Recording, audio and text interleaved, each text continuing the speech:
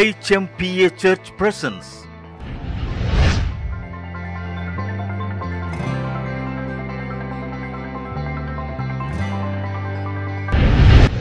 உங்கள் ஆசீர்வாதத்தின் நேரம். இஸ்ரவேலே, நீ என் தாசன், நான் உன்னில் மகிமைப்படுவேன். எனக்கு நல்லா தெரியும், கர்த்தர் சொல்லாம ஒரு வார்த்தை நான் பேசுவதே கிடையாது. ஏற்கனவே கர்த்தர் ஒரு விஷயத்தை எனக்கு சொல்லி கொடுத்தாரு. ஜாய், நீ என்னுடைய பிள்ளையா இருக்கனால நான் சொல்லாம கூட நீ ஒரு வார்த்தையை உடைய ஜனத்துக்கு ஆசீர்வாதமாக சொன்னாலும் நான் ஆமேன் போடுவேன், நான் அதை ஆசீர்வதிப்பேன். ஹல்லேலூயா. கர்த்தர் தம்முடைய ஊழியக்காரரின் வார்த்தையை நிலைப்படுத்துகிறவராய் இருக்கிறார். ஆமென். ஹல்லேலூயா. ஊழியக்காரருடைய வார்த்தையை நிலைப்படுத்துகிறவர். பா, சொல்லிட்டா, இவ சொல்லிட்டா, ஜாய் வாயை திறந்து என் பேர்ல சொல்லிட்டா, நான் செஞ்சு முடிக்கல அப்படின்னா என் பிள்ளைக்கும் அசிங்கம், எனக்கும் அசிங்கம்னு என் கர்த்தர் நினைப்பாருங்க. கரங்களை தட்டி ஹல்லேலூயா சொல்லுங்க. ஹல்லேலூயா. சோ நான் சொல்றேன், கர்த்தருடைய வார்த்தையை சொல்றேன், கர்த்தர் உங்களிலே மகிமைப்பட போகிறார். நீ என் தாசன், நான் உன்னிலே மகிமைப்படுவேன். ஆமென், ஆமென். வசனங்கள் வந்து பாத்தீங்கன்னா, இந்த மகிமை அப்படின்னா டிஃப்ரெண்டா இருக்கும் வசனங்கள்லாம். யோவான் சுவிசேஷம் 1ஆம் அதிகாரம் 14ஆம் வசனத்தில் நான் வாசிக்கும் போது, கர்த்தருடைய மகிமையை நாங்கள் கண்டோம், அது குமாரனுடைய சாயலுக்கு ஒப்பான மகிமையாய் இருந்தது. ஹல்லேலூயா. கர்த்தருடைய மகிமையை இங்க பாருங்க, என்ன பாருங்க, ரொம்ப பிரகாசமா இருக்க, கண்ணு கூசுது போல, அதான் தலையை கீழே போட்டுட்டீங்க இல்லை அப்படிங்கிற மாதிரி இருக்கு. ஆமேன் வரல இல்ல. பைபிள் வசனம் இங்க பாருங்க. ஹல்லேலூயா. மகிமையை பார்ப்பது, சொல்லுங்க பார்க்கலாம். மகிமையை, சீசர்கள் மகிமையை பார்த்துட்டு சொன்னாங்க, நாங்கள் கர்த்தருடைய மகிமையை கண்டோம், அது குமாரனுடைய சாயலுக்கு ஒப்பான மகிமையாக இருந்தது. ஒரே பேரானுடைய, அது பிதாவுக்கு ஒரே பேரானுடைய மகிமைக்கு ஏற்ற மகிமையாக இருந்தது. பார்த்தோம் அப்படிங்கிறாங்க. என்ன செஞ்சாங்களா அவங்க? மகிமை என்ன பண்ணாங்களாம்? மகிமை என்ன பண்ணாங்களாம்? பார்த்தோம். 1 கொரிந்தியர் 6ஆம் அதிகாரம் 20ஆம் வசனத்துல வாசிக்கும் போது, சரீரத்தினாலே கர்த்தரை மகிமைப்படுத்துங்கள். வாசிங்க பார்க்கலாம். 1 கொரிந்தியர் 6ஆம் அதிகாரம் 20ஆம் வசனம்.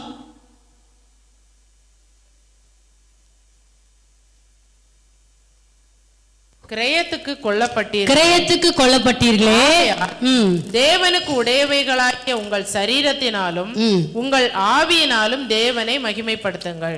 ஒன்று, கர்த்தருடைய மகிமையை பார்த்தாங்க. நல்லா கவனிங்க, உங்கள் மேல ஆசீர்வாதங்கள் வருகிறது, ஆசீர்வாதங்கள் வருகிறது. வார்த்தையை யார் சரியாய் கவனித்துக் கொண்டே இருக்கிறார்களோ அவங்க பக்கத்துல தூதன் நின்று அவங்களை கவனிச்சுட்டே இருப்போம். உண்மைங்க. ஹல்லேலூயா. உங்க பக்கத்துல தூதர்கள் இருக்கிறாங்க தெரியுமா? வார்த்தையை நீங்கள் கவனித்துக் கொண்டு ஆமேன் ஆமேன் நீங்க சொல்லும் போது அந்த தூதன் பார்த்து எழுதிட்டு ஆமேன், நீங்க இந்த வார்த்தையை அப்படியே உள்ள வாங்கினாங்க. சோ இந்த வார்த்தை உங்க வாழ்க்கையில செயல்படுத்த வேண்டும் என்று சொல்லி எல்லா ஏற்பாடும் முடிஞ்சிடும். ஹல்லேலூயா. ஒன்று, மகிமையை பார்த்தார்கள். நீங்க எத்தனை பேர் கர்த்தருடைய மகிமையை பார்த்திருக்கிறீங்க? ஆலயத்துல ஜெபிக்கும் போது ஒரு மாதிரி ஒரு ஃபீல் வரும் பாத்தீங்களா? சீனாய் மலையில இறங்கின மாதிரி இப்ப அக்கியெல்லாம் இப்ப வர்றதில்ல. ஆனாலும் அற்புதங்கள் எல்லாம் எப்படி நடக்குது? யோவான் சுவிசேஷத்துல நான் 4ஆம் அதிகாரத்துல வாசிக்கும் போது, தேவன் ஆவியா இருக்கிறார், அவரை தொழுது கொள்கிறவர் ஆவியோடு உண்மையோடும் தொழுது கொள்ள வேண்டும். நான் கர்த்தருடைய மகிமையை பார்த்திருக்கிறேன். ஹல்லேலூயா. சோ கர்த்தருடைய மகிமையை பார்ப்பது ஒன்று. இரண்டாவது, கிரயத்துக்கு நாம் கொல்லப்பட்டபடினாலே சரீரத்தினாலே நாம் கர்த்தரை மகிமைப்படுத்துவது. அங்க என்ன எழுதப்பட்டிருக்குன்னா, ஒருத்தர் வேசிகளா இருக்கக்கூடாது, விபச்சாரம் பண்ணக்கூடாது, சகோதரனுடைய மனைவியை வச்சிக்க கூடாது. சோ உன் சரீரத்தின் மூலமாக நீ கர்த்தரை மகிமைப்படுத்துன்னு பவுல் எழுதுறாரு. ஹல்லேலூயா. சரீரத்தினால இதனால மாத்திரம் அல்ல, நம்முடைய சரீரத்தில் நம்ம கரங்களை தட்டி கூட கர்த்தரை மகிமைப்படுத்துவது. ஆமென். நல்ல பாடி கர்த்தரை மகிமைப்படுத்துவது. சோ சரீரத்தினாலே கர்த்தரை மகிமைப்படுத்துவது. ஆமென். ஏசாயா தீர்க்கதரிசன புத்தகம் 58ஆம் அதிகாரம் 8ஆம் வசனத்தை வாசிக்கும் போது அங்க என்ன வாசிக்கிறோம்? 58:8. அப்பொழுது விடியற்கால வெளுப்பை போல உன் வெளிச்சம் எழும்பி உன் சுகவாழ்வு சீக்கிரத்தில் துளிர்த்து உன் நீதி உனக்கு முன்னாலே செல்லும், கர்த்தருடைய மகிமை உன்னை பின்னாலே காக்கும். அதுக்கு மேல உள்ள வசனங்கள்லாம் நான் ஏற்கனவே சொல்லிட்டேன். உபவாசத்தை குறித்து, பசி உள்ளவனுக்கு ஆகாரத்தை கொடுக்கறது, எந்த ஜனங்கள்லாம் கட்டப்பட்டு இருக்கிறாங்களோ அந்த ஜனங்களுடைய கட்டெல்லாம் அவிழ்க்கிறது, சிறைப்பட்டவர்களுக்கு சுவிசேஷம், சிறைப்பட்டவர்களை விடுதலை ஆக்குறது, கட்டுண்டவர்களுக்கு சுவிசேஷம் அறிவிக்கிறது. ஹல்லேலூயா, ஆமென். சோ கர்த்தருடைய மகிமை என்ன பண்ணுமா? உன்னை பின்னாலே காக்கும். ஒன்று என்ன சொன்னேன் உங்களுக்கு? ஒன்று என்ன சொன்னேன்? கர்த்தருடைய மகிமையை கண்டோம். ரெண்டாவது என்ன சொன்னேன்? சரீரத்தினாலே நாம் கர்த்தரை மகிமைப்படுத்துவது. மூன்றாவது கர்த்தருடைய மகிமை பின்னாடி வந்துட்டே இருக்கிறது. ஹல்லேலூயா சொல்லுமா? ஹல்லேலூயா. கர்த்தருடைய மகிமை பின்னாடி வருவது. ஏசாயா தீர்க்கதரிசனம் 60ஆம் அதிகாரம் 1ஆம் வசனத்திலே வாசிக்கும்போது, எழும்பி பிரகாசி, உன் ஒளி வந்தது, கர்த்தருடைய மகிமை உன் மேல் உதித்தது. ஹல்லேலூயா. வித்தியாசம் புரியுதா உங்களுக்கு? வித்தியாசம் புரியுதா? பார்க்கிறது, மகிமைப்படுத்துறது, அவருடைய மகிமை பின்னாடி வர்றது. அடுத்தது ஏசாயா 60ல மகிமை உன் மேல் உதித்தது, நம்ம மேல மகிமை வர்றது. ஹல்லேலூயா. அதே 2ஆம் வசனத்துல என்ன சொல்லப்படுகிறது? அதே ஏசாயா 60ஆம் அதிகாரம் 2ஆம் வசனத்துல என்ன சொல்லப்படுகிறது? உன் மேல் அந்த மகிமை காணப்படும். ஹல்லேலூயா, ஹல்லேலூயா. நான் ஒரு அல்லேலூயா சொன்னா எல்லாம் அல்லேலூயா சொல்லணும். ஹல்லேலூயா. அல்லேலூயாங்கிற வார்த்தை எவ்வளவு முக்கியமான பெரிய வார்த்தை தெரியுங்களா? பரலோகத்திலே அல்லேலூயாங்கிற சத்தம் தான் இருக்கு அதிகமா. ஹல்லேலூயா, ஹல்லேலூயா. கர்த்தருடைய மகிமை உன்மேல் உதிக்கும், கர்த்தருடைய மகிமை உன்மேல் காணப்படும். ஆமென். யோவான் சுவிசேஷம் 8ஆம் அதிகாரம் 54ஆம் வசனத்துல இயேசு என்ன சொல்கிறார்? பிதா என்னை மகிமைப்படுத்தி இருக்கிறார். வசனத்தை வாசிங்க. யோவான் 8:54. இயேசு பிரதியுத்தரமாக, என்னை நானே மகிமைப்படுத்தினால் அந்த மகிமை வீணாயிருக்கும்.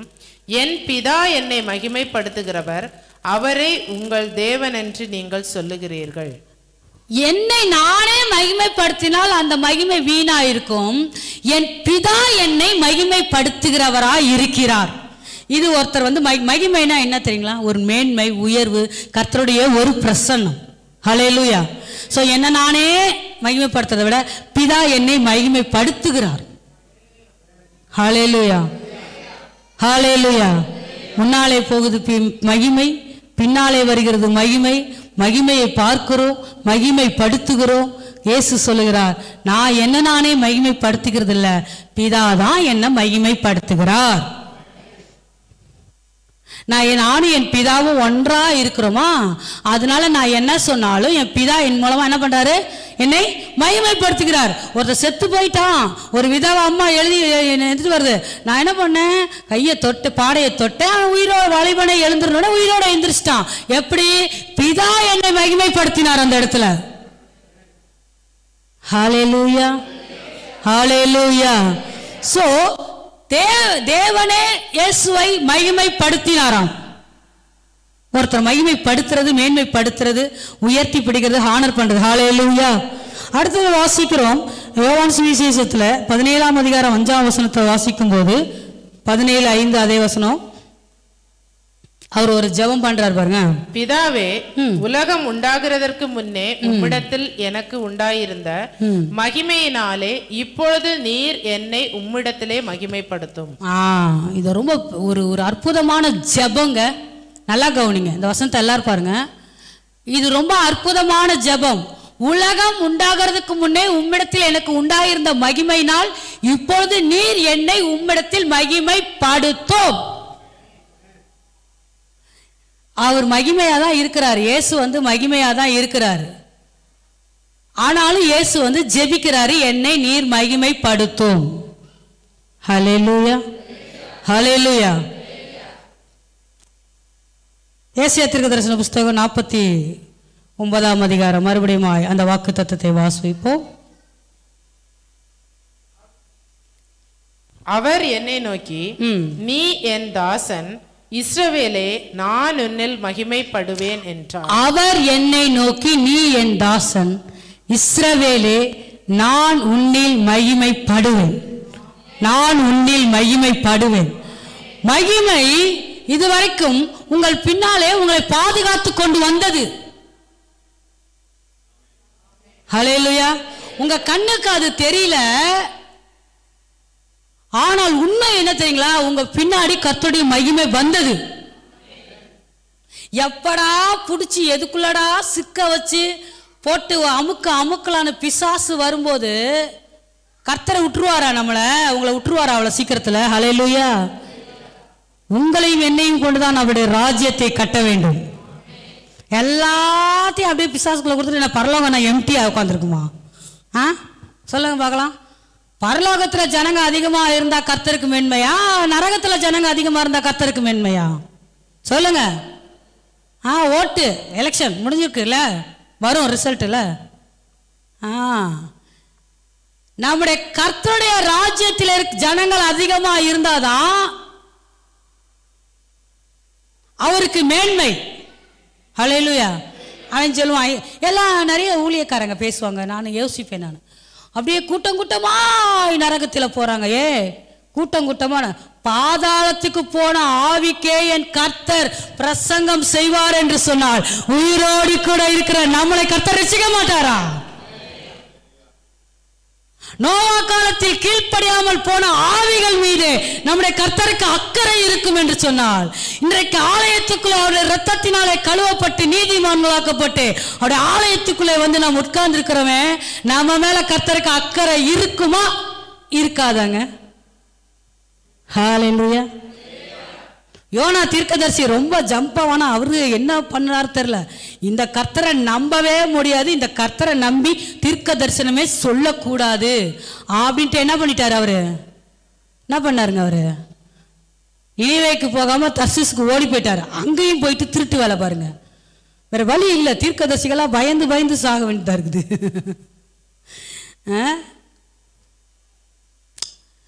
அங்கேயும் போய் என்ன பண்ணாரு? கீழே உள்ள தட்டில் போய் அடித்தட்டில் போய் தூங்கிட்டு இருந்தார் பாருங்க. விட்டாரா கர்த்தர்?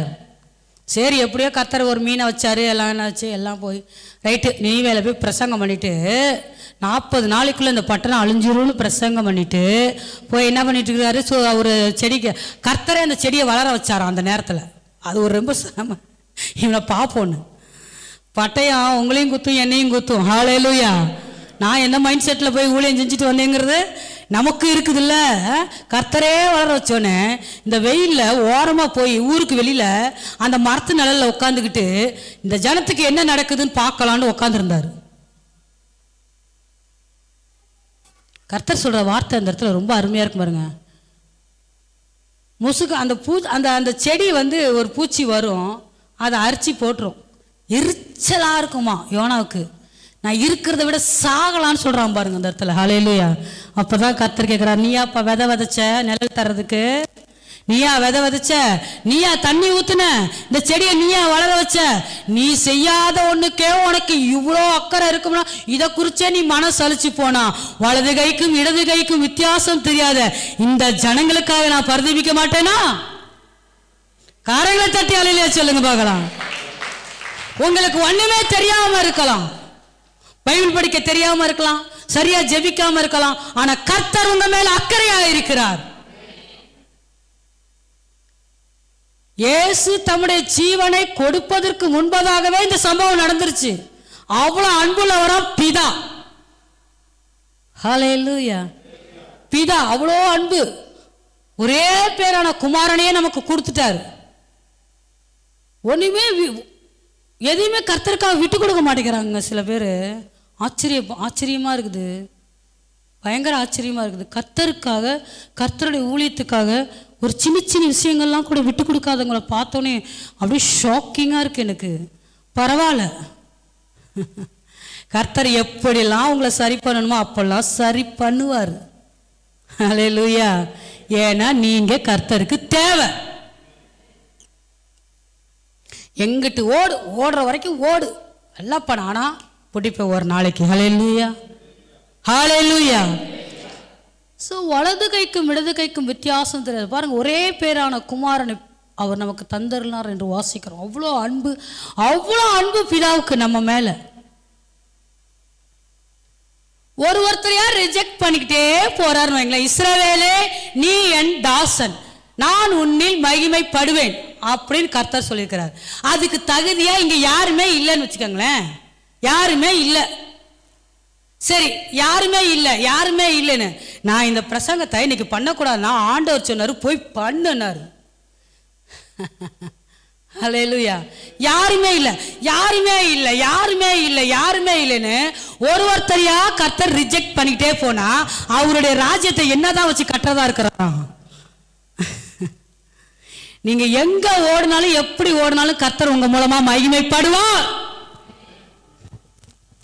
மகிமைப்படுவாருங்க. தீர்க்க தரிசனமா இது கர்த்தருடைய வார்த்தையை சொல்கிறேன். கர்த்தர் உங்க மூலமாய் மகிமைப்படுவார்.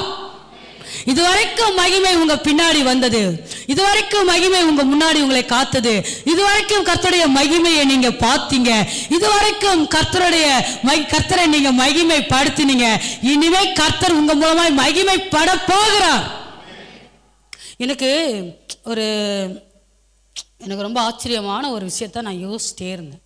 பெரியவங்கனால வந்த போராட்டங்கள், பவுல் எழுதுற மாதிரி கள்ளர்களால் வந்த மோசங்கள், அவங்களால வந்தது, இவங்களால வந்தது, கப்பர் சேதத்தில் வந்தது, எல்லாத்தையும் தாண்டி வர்றதுக்கு கர்த்தர் எனக்கு உதவி செஞ்சார் மாதிரி சபைக்குள்ளேயே சபையின் ஊழியத்தை ஆரம்பித்த நாட்கள்லேருந்து நிறைய போராட்டங்களை நான் சந்திச்சிருக்கேன். உங்களுக்கு நிறைய பேருக்கு தெரியும் யாரெல்லாம் எப்படிலாம் பேசுனாங்க, என்னெல்லாம் பேசுனாங்க அப்படின்னு. நான் ஒரு 2 இயர்ஸாக இந்த சின்ன பசங்க இருக்குது பார்த்தீங்களா, இந்த சின்ன பசங்க, வாலிப பசங்க, அதுங்க எழும்பிடுச்சுங்க. ஒன்றுமே புரியல, அதுங்களை கண்டிஷன் பண்ணது அதுங்களுக்கு புரியல. நான் உட்காந்து அதை யோசித்தேன். நான் கர்த்தர்கிட்ட யோசித்தேன், சாமி பெரியவங்கெல்லாம் சரியாயிட்ட பிறகு எல்லா கலைகளெல்லாம் எடுத்து எல்லாம் சரி பண்ண பிறகு நான் ஆசீர்வதித்து இந்த இத்தனோடு கை குழந்தையிலேருந்து கர்ப்பத்துக்குள்ளேருந்து வர போத்த ஆசீர்வதித்த பிள்ளைங்கள்லாம் ஏன் இப்படி இருந்தாங்க, என்ன காரணம்னு கேட்டேன். அதுக்கு எனக்கு ஒரு பதில் வருது பாருங்க.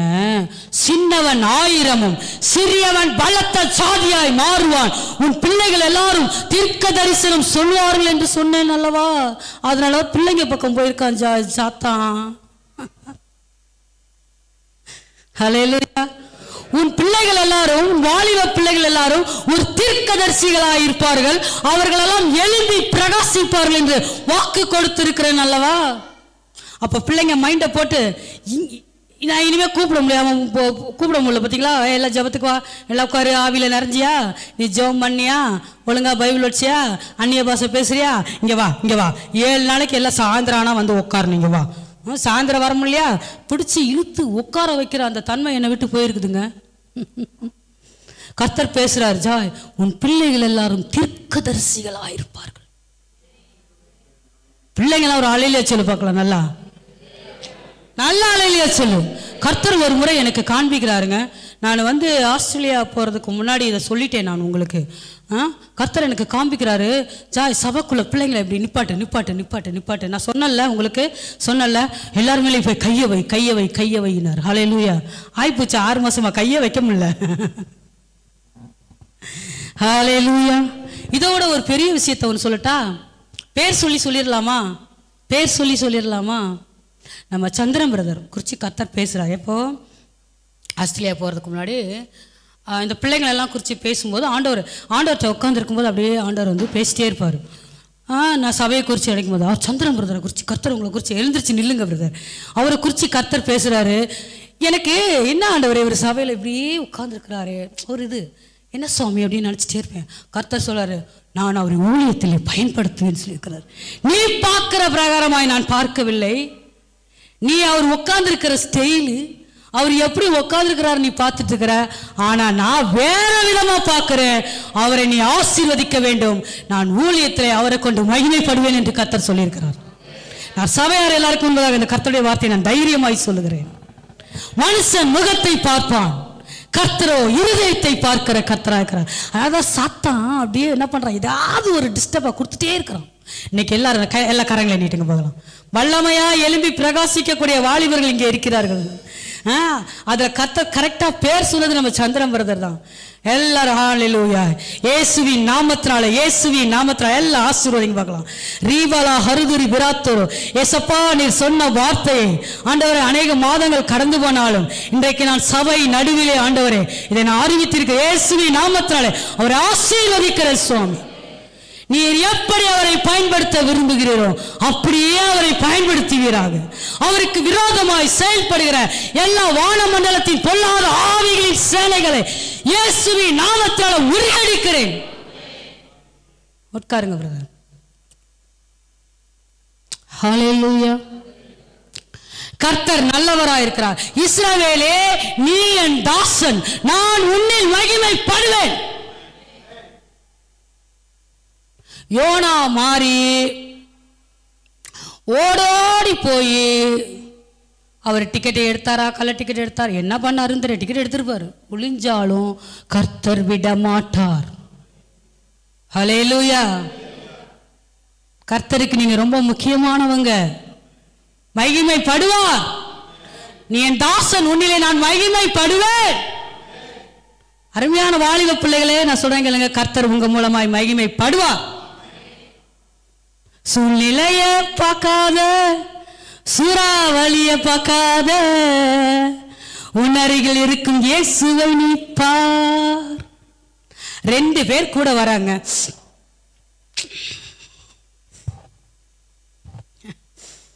நானும் சிஸ்டரும் பேசிட்டு இருக்கும்போது இயேசுநாதர் ஏன் ஊழியத்துக்கு 2 பேரா அனுப்பிச்சாரு?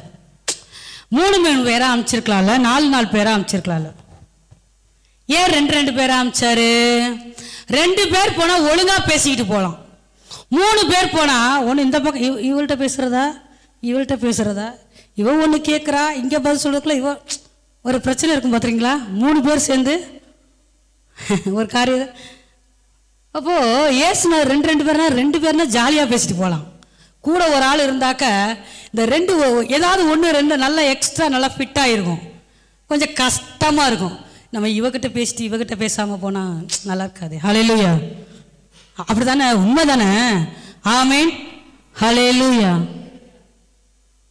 ஸோ 2 பேர் கூட வர்றாங்க. யார் கூட வரா? சாத்தானும் இயேசுவும் கூட வர்றாங்க. இப்போ பிரச்சனை எங்க இருக்கு தெரியுமா? நீங்க யாருக்கிட்ட அதிகமா பேசுறீங்களோ, யாருடைய வார்த்தைக்கு அதிகமா கவனம் செலுத்துறீங்களோ, அப்ப இன்னொருத்தர் என்ன பண்ணுவாங்கன்னா அமைதியா இருப்பாங்க. தெரியுமா உங்களுக்கு? ஆமீன் சொல்லுங்க. அப்படிதானே? இப்போ நாங்க ஒரு 3 பேர் போறோங்க.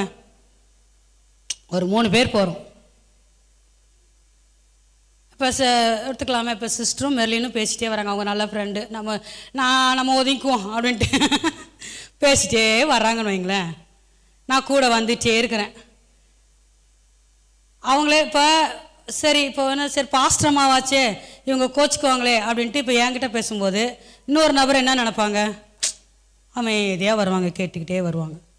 அவங்க மனசில் உள்ளதை சொல்லவும் முடியாது. இல்லை அப்படி தானே?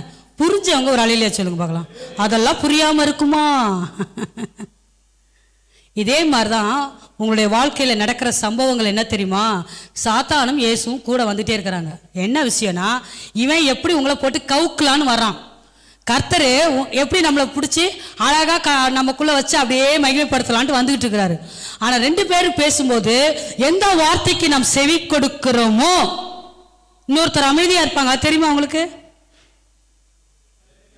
ஹல்லேலூயா. பிரச்சனை எங்க இருக்கு தெரியுமா? உனக்குள்ள போராட்டத்துக்கு செவி கொடுக்கிறதுனால, உங்களுக்குள்ள பிரச்சனைகளுக்கு நீங்க செவி கொடுக்கிறதுனால, உங்களுக்குள்ள கவலைக்கு நீங்க செவி கொடுக்கிறதுனால, உங்க மனபாரத்துக்கு பேசிட்டே வருவாங்க. என்ன பண்ணுவேன்? ஆமா நீ என்ன பண்ண போற? நாளைக்கு கடங்காரன் வந்து நிக்க போறானே, என்ன பண்ண? இந்த வேத வசனங்கள் எல்லாம் மறந்து போயிடும் நமக்கு. பயப்படாதே, நான் உன்னோடு கூட இருக்கிறேன். வரவே வராது. வசனமே உள்ள வராது. இவன் பேசுறதே தான் வந்துகிட்டு இருக்கும். இந்த மாதிரி அவங்க சொல்றாங்க இவங்க சொல்றாங்கன்னு கேட்காத. நீ என்ன பண்ண தெரியுமா? அந்த ஆளை போய் பாரு, இந்த ஆளை போய் பாரு. இப்படி ஒரு நபருடைய வார்த்தைக்கு செவி கொடுக்கறதுனால தான் லைஃப்ல பிரச்சனை. அதுக்காண்டி இயேசு விட்டுருவாரா? எப்படி விடுவாரு? என்னைக்குடா நீ உன்னுடைய முகம் என் பக்கம் திரும்பும். ஹல்லேலூயா. நீ எப்ப என்ன பாப்ப? உன் பக்கத்துல தான் நான் வந்துட்டு இருக்கிறேன், உன்னோட கூட தான் நான் வாக் பண்ணிட்டு இருக்கிறேன். நீ எப்ப என்ன பாப்ப? என் முகத்தை எப்ப பாப்ப? என் சத்தத்தை எப்ப கேட்ப? உனக்காக நான் எவ்வளவுலாம் வச்சிருக்கேன் தெரியுமா? சும்மா எல்லாம் ஒரு காமெடியா சொல்றேன் பாரு.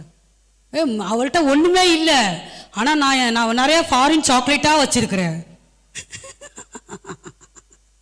புரிஞ்சங்க ஒரு ஆளிலே சொல்லுங்க பார்க்கலாம். ஹல்லேலூயா. நீ அவகிட்டே பேசிட்டு வர, அவ கூடயே நடந்துட்டு வர. என்கிட்ட எவ்வளோ சாக்லேட் தெரியுமா? எங்கள் பாஸ்ட் வாங்கி எவ்வளோ சாக்லேட் கொடுத்துருக்குறாரு தெரியுமா? நீ என் பக்கம் திரும்பு, இந்த சாக்லேட்லாம் உனக்கு தரேன். நீ என் பக்கம் திரும்பு, கவனம் செலுத்து. நீ அவகிட்டயே பேசிட்டு வந்தாக்கா நான் எதுக்கு உனக்கு தரணும்? வருதா இல்லையா? குடியா? ஸோ வாலிப பிள்ளைங்க பாருங்க, எல்லாரும் கேளுங்க. நான் உங்கள் தலையில் கையை வைக்கல இன்னும். அது தரிசனமாக ஆண்டவர் வந்து இன்னார்னு காமிச்சார். சொல்லிகிட்டே இருந்தேன், ஆகிப்போச்சு. நான் மறுபடியும் உங்களுக்காக ஜெபிக்கிறேன். உங்கள் பிரச்சனையே இயேசுவின் வார்த்தைக்கு செவிக்கொடாமல் பிசாசுனுடைய தந்திரமான தெரியுமா? அழகாக காமிச்சு அவன் டைரெக்டாக வந்து காமிச்சிட்டானா, நான் கெட்டவன் காமிச்சிட்டானா, நீங்கள்லாம் வந்து என்ன பண்ணிவிடுங்க, அவனை விட்டு விலகிடுவீங்க. அவன் எப்பயுமே தன்னை நல்லவனாக தான் காமிச்சிட்டு இருப்பான். ரொம்ப நமக்கு நல்லது செய்கிற மாதிரியே காமிச்சிட்டு இருப்பான், பார்த்துக்கோங்க. ஹல்லேலூயா, ஹல்லேலூயா. ஸோ பிரச்சனை எங்கே இருக்கிறது? நாம் யாருக்கு செவி கொடுக்கிறோம் என்பதில் இருக்கிறது. ஹல்லேலூயா. ஆனால் வார்த்தை உண்மை, சத்தியம் சத்தியமே. நான் உன்னில் மகிமைப்படுவேன் சொன்னா கர்த்தர் உங்களில் நிச்சயமாய் மகிமைப்படுவார். இந்த வாக்கு தத்தத்தை நான் ஒரு வீட்டுக்கு போயிருந்தேன். அங்கே உட்காந்துருந்தேன். அவங்க கொஞ்சம் வேலையாக இருந்தாங்க. நான் உட்காந்து என்ன அப்பாட்ட பேசுறதுன்னு தெரில. அப்பா சோத்திரம் தான் சொல்லிகிட்டே இருப்பேன் எப்பயுமே. சரி நம்ம வந்து வாக்கு தத்துவத்தை கேட்கலான்னு கேட்ட உடனே கர்த்தர் என்னோட கூட பேசின உடனே எனக்கு ரொம்ப சந்தோஷமாக இருந்துச்சு. என்னன்னா போன வாக்கு தத்துவம் நிறைவேறுச்சு, அதை விட பெஸ்ட்டாக கர்த்தர் இந்த டைமு மகிமைப்பட போகிறார். விதைக்கிறவனுக்கு விதை, புசிக்கிறவனுக்கு ஆகாரம். ஹல்லேலூயா. லட்டை என் கையில கொடுத்து நீ சாப்பிடாத மற்றவங்களுக்கு கொடுன்னு சொன்னா நான் கேட்பனா? சொல்லுங்க, கேட்பனா? முதல்ல கர்த்தர் கொடுத்த வார்த்தை எனக்கு. நான் நல்லா சாப்பிட்டுட்டேன், இன்னும் சாப்பிட்டுட்டே இருக்க போறேன். இன்றைக்கு கர்த்தர் சொன்னார், ஜனத்தை போய் ஆசீர்வதி, நான் உன்னிலே மகிமைப்படுவேன். ஒரு வார்த்தை சொல்லுகிறேன் கேளுங்க. நீங்க எதை செய்தாலும் கர்த்தர் உங்கள் மூலமாய் மகிமைப்படுவார். ஒரு சின்ன ஜெபம் செய்தாலும் கர்த்தர் உங்கள் மூலமாய் மகிமைப்படுவார். விசுவாசமா ஜெபிங்க. கர்த்தர் எப்படி மகிமைப்படுவார்? யோவான் சுவிசேஷம் 2ஆம் அதிகாரம் 11ஆம் வசனத்தை நாம் வாசிக்கலாம்.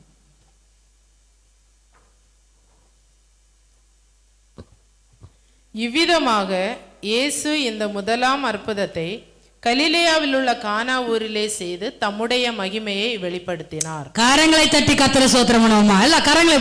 ஹல்லேலூயா.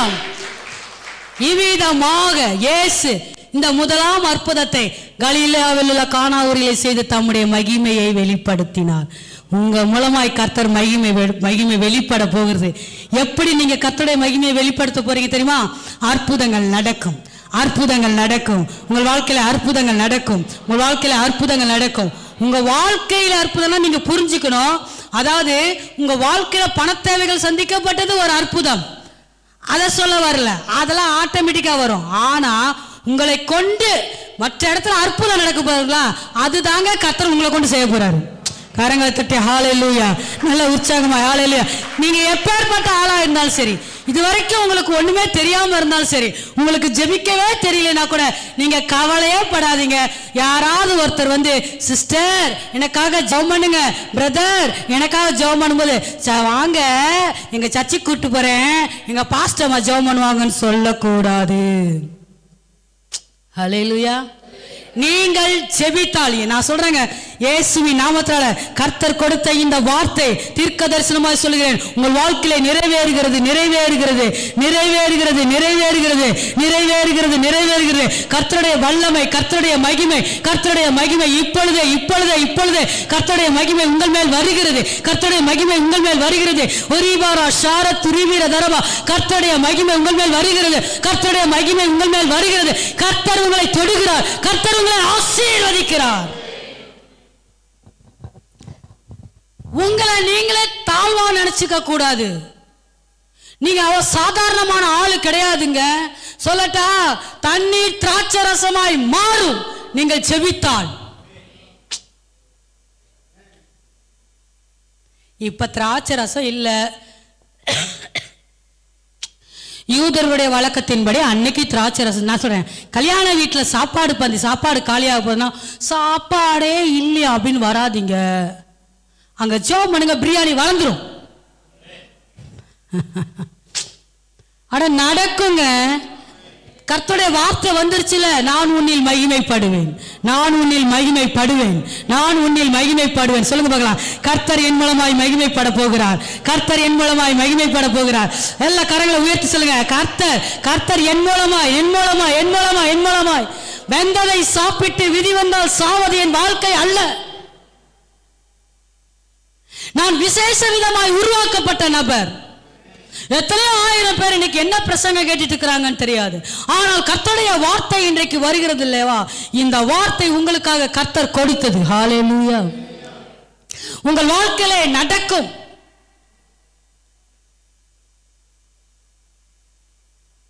நிறைய பேர் ஜெபிச்சா அக்கௌண்ட்ல பணம் வந்துச்சான், ஜெபிச்சா பர்ஸ்ல பணம் வந்துச்சான். பெரிய பெரிய தீர்க்கதரிசிகளே இப்படி பேசிட்டு போட்டு குழப்பிட்டு கிடக்குறாங்க. கர்த்தர் என்ன சொன்னாரு? ஏசப்பா என்ன சொன்னாரு? என்னை விசுவாசிக்கிறவன் நான் செய்கிற அற்புதங்களையும் செய்வான், இதை விட பெரிய காரியங்களை செய்வான். அப்படித்தானே? நம்ம ஆளுங்க ஊழியக்காரங்களை தான் சொல்றாங்க. நம்ம ஆளுங்க மண்டக்குள்ள என்னதான் இருக்குதுன்னு தெரியல. ஏசு செஞ்சாரா இது, ஏசு செஞ்சாரா இது. பைபிள்ல இல்லாதது எப்படி நடக்கும்? ஏன் பைபிள் இல்லாத? அவர் என்ன சொல்லிட்டு போனாரு? நான் செஞ்சதையும் செய்வப்பா, இதை விட பெரிய காரியங்களை செய்வாய். ஏசு செஞ்சதையே செஞ்சது பெரிய விஷயம் அல்ல. ஏசு என்ன செஞ்சாரு? மரித்தவனை உயிரோடு எழுப்பினார், குஷ்டரோகிகளை சுகமாக்கினார். இதை நம்மளும் செஞ்சா அது பெரிய காரியம் இல்லைங்க. ஏசு சொன்ன அந்த வார்த்தை இருக்கு பாத்தீங்களா, இதை விட பெருசா செய்வேன், அதுதாங்க பெரிய விஷயம். ஹல்லேலூயா. அதான் ஒரு கேள்வி. வறுத்த மீனே பெருகும் என்று சொன்னால் மற்றதெல்லாம் பெருகாதா? ஹல்லேலூயா, ஹல்லேலூயா. ஒருத்தர் பிரசங்கம் பண்ணிட்டு இருக்க, ஒரு பெரிய தீர்க்கதரிசி சொல்லிட்டு இருக்கிறார், இந்த பண பிரச்சனையை வந்து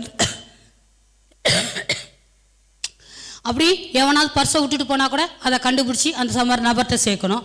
எவனாவது அக்கௌண்ட்ல போட்டா கூட அப்படி இப்படி இப்படி விளக்கம் கொடுத்துட்டே இருந்தாரு.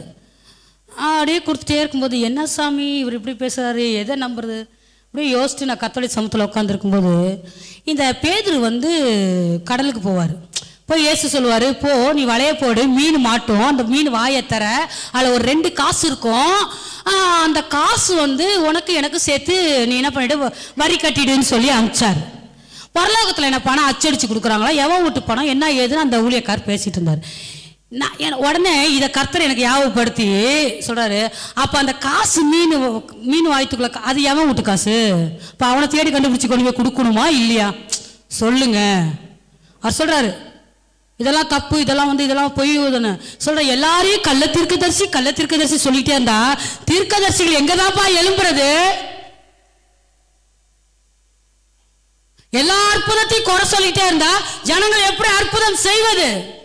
ஒரு மரம் நல்லது என்றால் அதன் கனி நல்லது, அப்படிதானே? கனி நல்லா இருந்தா மரம் நல்லா இருக்கும், மரம் நல்லா இருந்தா கனி இருக்கும். அந்தந்த மரத்தை கனியை வச்சு கண்டுபிடிச்சிடலாம். இந்த சின்ன நாலேஜ் கூடவா இருக்காது? அவங்களுடைய வாழ்க்கையை பார், அவங்களுடைய வாழ்க்கையை பார் என்று சொல்லி பவுல் சொல்கிறார். அந்த வாழ்க்கை பரிசுத்தமாக இருக்கிறதா? அவர்கள் ஜெபிக்கிறார்களா? அவர்கள் கர்த்தரோடு கூட நடக்கிறார்களா? அவர்கள் சபையில ஜனங்கள் ஆசீர்வதிக்கப்ப இதையெல்லாம் பார்க்காம கரங்களை உயர்த்தி சொல்லும் போகலாம். இயேசு செய்த அற்புதத்தை விட அதிகமான அற்புதங்கள் என்னை கொண்டு கர்த்தர் செய்ய போகிறார். நடக்கும். இஸ்ரவேலே, நீ என் தாசன், நான் உன்னில் மகிமைப்படுவேன். அற்புதங்கள் நடக்கும்.